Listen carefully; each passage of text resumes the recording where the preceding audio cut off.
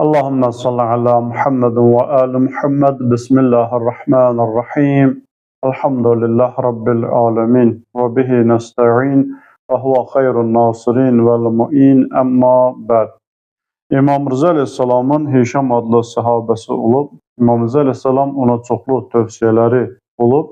Onlardan birində İmam aqil insanın, ağıllı insanın xüsusiyyətlərini bəyan edərkən buyurur, deyir, İnnəl aqil nəzərə ilə dünya və ilə əhliha.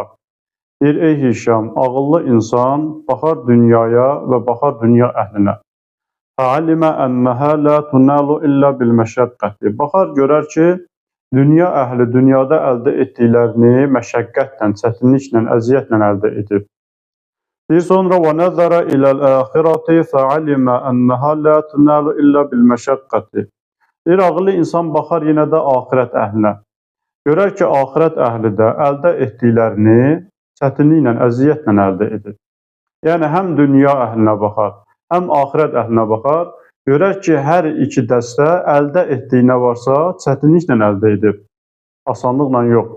Yəni, dünyasını qazanan da çətinliklə qazanıb, axirətini qazanan da çətinliklə qazanıb. İmam buyurur ki, bu ağıllı insan bu ikisinin arasında seçim edərkən nəyə diqqət edəcək, nəyə baxacaq? Buyurur, fətələbə bil-məşəqqəti əbqahuma. Ağıllı insan baxar, onlardan hansı baqi, yəni hansı qalandı?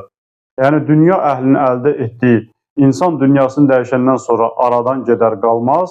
Amma axirət əhli axirətini ki əldə edib, dünyasını dəyişsə də belə axirəti aradan getməz. İmam buyurur ki, ağıllı insan baxar, görər hansı aradan getməz, hansı qalıcıdırsa onun dalınca gedər.